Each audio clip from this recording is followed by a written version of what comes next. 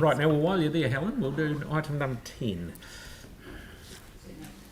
So yes, it has been a busy year for Three Waters, and of course, for much of the year we have been reconfiguring our wastewater. Apologies. Has been a busy year for us. For much of the year we've been reconfiguring our wastewater treatment plant out east of the city. We've weathered the July storms and of course done a whole lot of work to comply with these new drinking water regulations and standards. As well as that, we've bidding in our new maintenance contract with City Care Water, which has new ways of working between the two organisations and new performance indicators, so that's also required a bit of work in the back office. In terms of consent compliance, I'm pleased to say there are no significant non-compliances at the moment and no current enforcement action. And of course that is largely due to the improvements out at the wastewater treatment plant, and that interim treatment process has significantly reduced odours and brought our discharge quality back within all of the target parameters. So we're delighted by that. Is that going to be all of our water safety plans have been revised to meet the new standards as much as we can and the new quality assurance rules, and they were all submitted to Taumata Arawai in November. Now that did require the quality and compliance team to do a significant amount of work because we had from the 25th of July when those rules were finalised until the 15th of November to get everything updated and submitted. We have had some non-compliances across our drinking water supplies. Largely, those are about the monitoring and reporting rather than a risk to the safety of the drinking water. However, we are working hard on ensuring that we improve our performance there, and I note that the Auditor General has called out drinking water compliance in their latest report looking across local government, and there's a much greater scrutiny of compliance on all aspects of drinking water. The only supply where we do have a significant issue is Devotional, where the treatment plant does need upgrading, and we've got works underway on that site at the moment. And that's about the source water, which is carries a high sediment load whenever it rains over there, and our treatment plant struggles to cope. And of course we've been tankering water across from Akaroa when that happens. We are, of course, working closely with Taumata Arawai, and in the report you'll see that we've reported a number of notifications that have been made to Taumata Arawai whenever there's an incident or we have bacteria detected within our water supply, and that's a requirement under the new legislation. We have, of course, also completed some work on fluoride with concept designs for introducing fluoride and costs for fluoride across our supplies.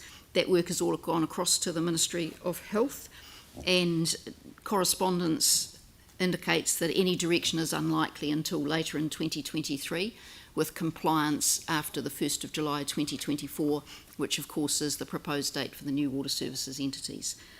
And that reflects really the complexity of our supply and the high cost of introducing fluoride. We did have a very wet July, and most of you will remember that. Our network and our basins performed very, very well through those three storms. And while we had high levels of water in our rivers, our streams and our drains, and some in low-lying roads, we didn't have reports of extensive flooding of houses, and very few businesses were affected apart from those that, as we know, are in low-lying areas. So it was good to see. So my team have been busy and are tired and are looking forward to Christmas break, like all of us. Happy to answer questions. Pauline. Thanks, Laura. Thank you. Really good report again. Look, I'm just a little bit confused. Page 95, when you're talking about non-compliance details, and you did mention devotionals there, but when you're looking at the next one, Christchurch WTPs, protozoa compliance, and looking at the secure groundwater criteria has not been re-established, and now Taumata Arawai is asking us to test the groundwater over 3 years for bacterial monitoring. Can you explain that, how that's going to affect things? This is a new rule, is it? That's correct. So they've changed the rules. So the old secure bore status has gone, and there's a new Class 1 source water status that requires 3 years of monitoring to demonstrate the absence of bacteria and protozoa.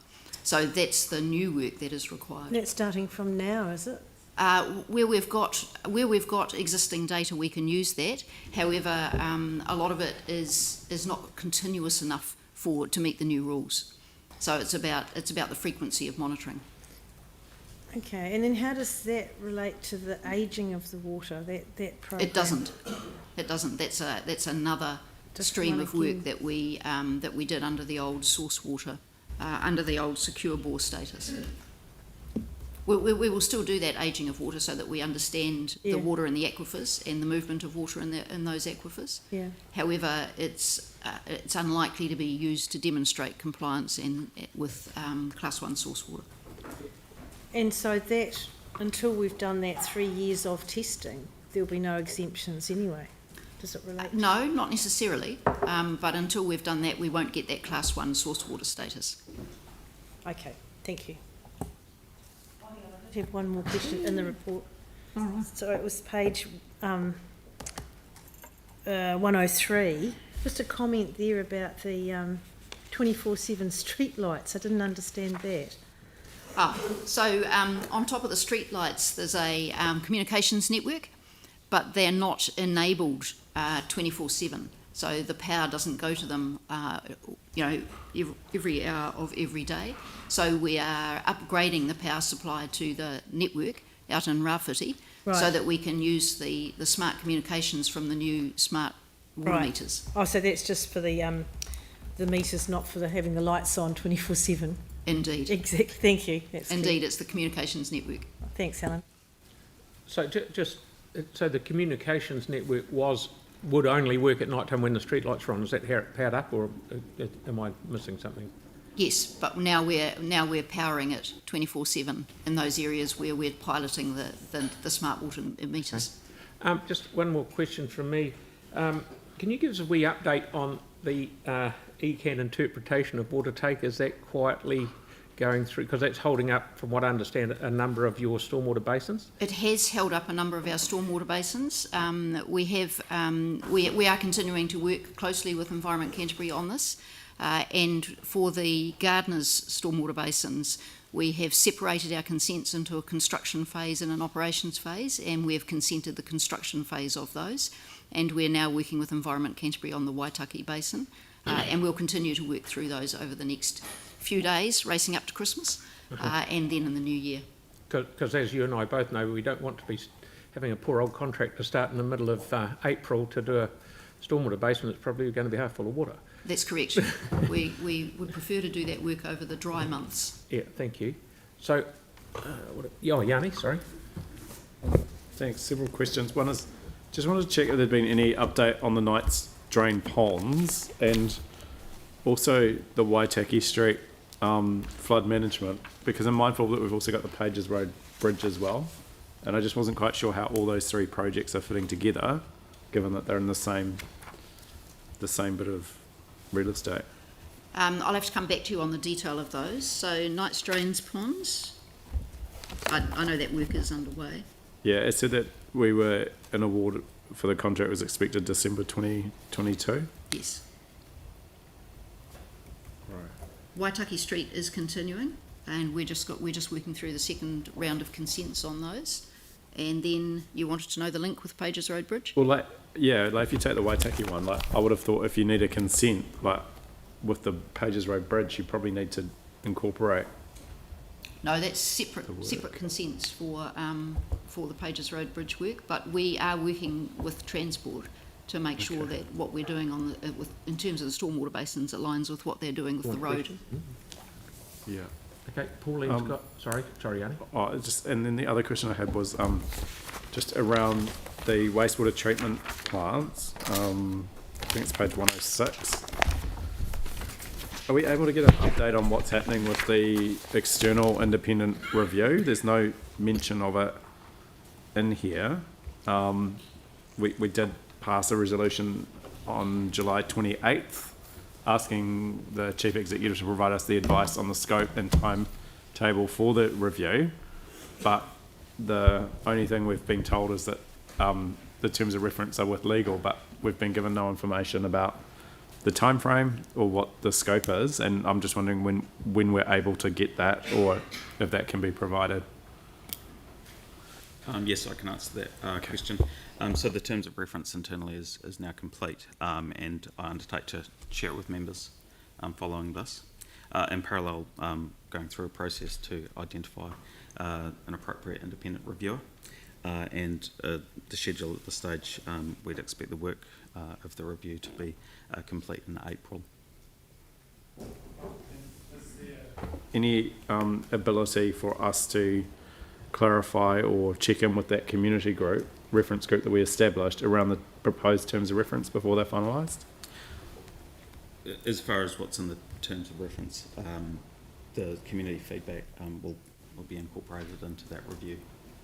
Sorry, I think it's two different things. There's the review itself, which I appreciate, but the setting of the terms of reference, are we able to talk to the community liaison group just to ensure that the terms of reference are adequate for maybe to address the concerns that they may have? So what we have is, I think James.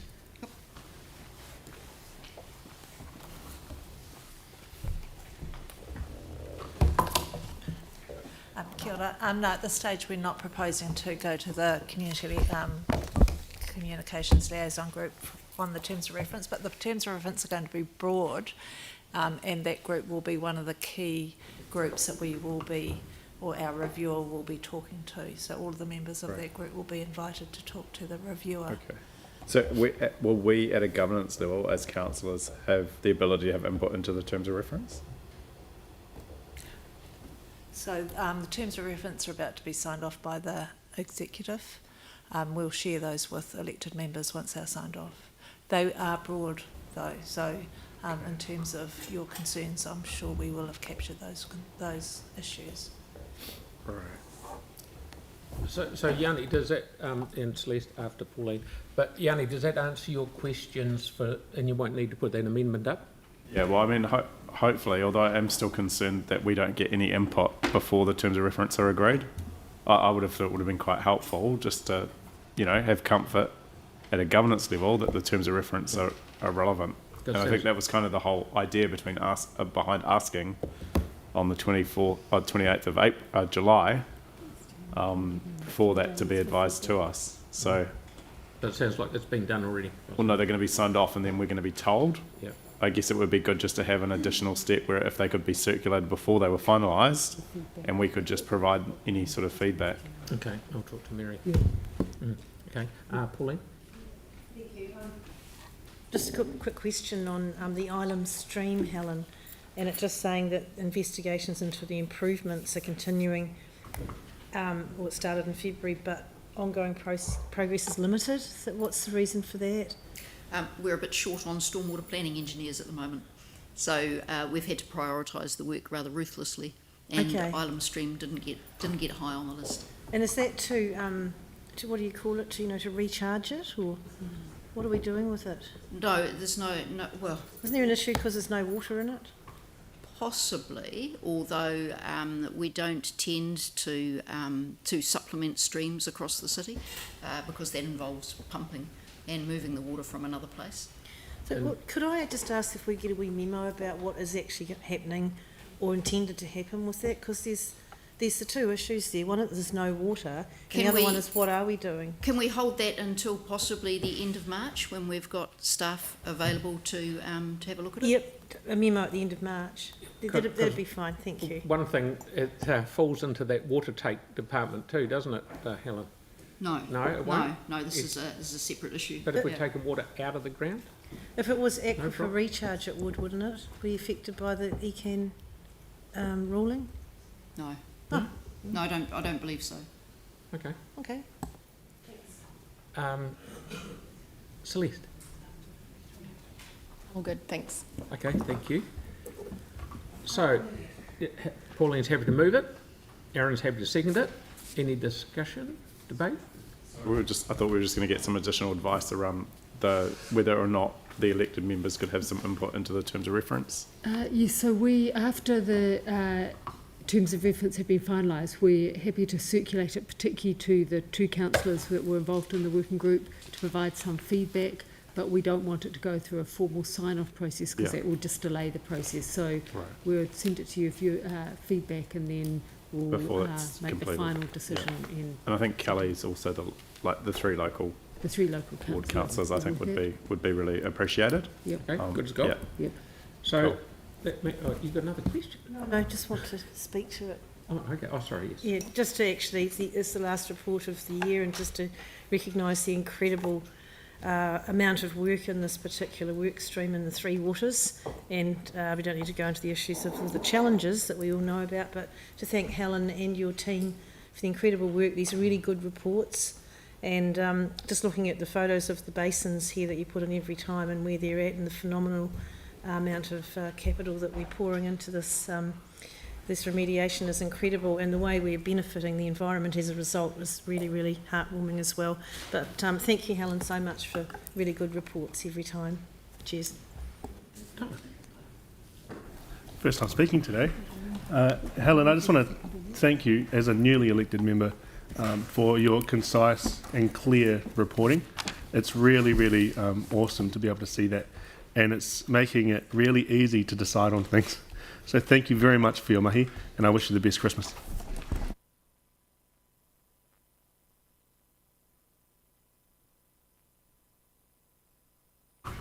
Alrighty. Yanni?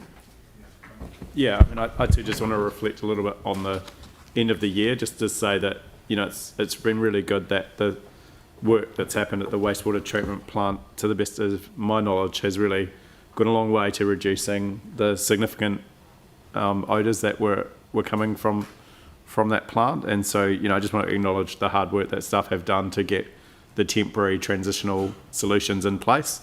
And, you know, heading into summer, hopefully we can just get a little bit more communication out to the community about what's happening with the discoloration, and just how we're going to monitor it going forward, and also maybe just to highlight the review. But I just want to talk to the importance of the external review happening sooner rather than later, and we've just received the external review into what happened in terms of the Cramner Square protests, and it's just, I think, really important that we do learn lessons, both good and bad, from things that we experience as a city, so that we can improve in the future. And you know, there's been a lot of good stuff happen, I'm sure, but there's also been some concerns that the community have raised, and the longer we leave doing the review, the less likely it is that we can capture everything to the best of our ability. So I think it is really important that we do focus on it, and I'm really glad to hear staff advise that they're expecting that review to be done by April next year, because I think it is really important that we do get that review done, to help give the community confidence that we will learn what we can from what's happened, so that we will be in a better position if we do have this sort of accidents in the future. So just wanted to really thank staff though for getting on top of the odour issue there.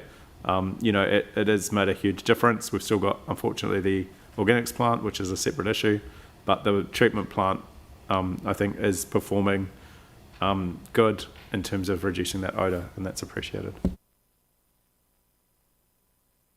Thank you very much. So we've got a mover and seconder. I'll put the motion. All those in favour?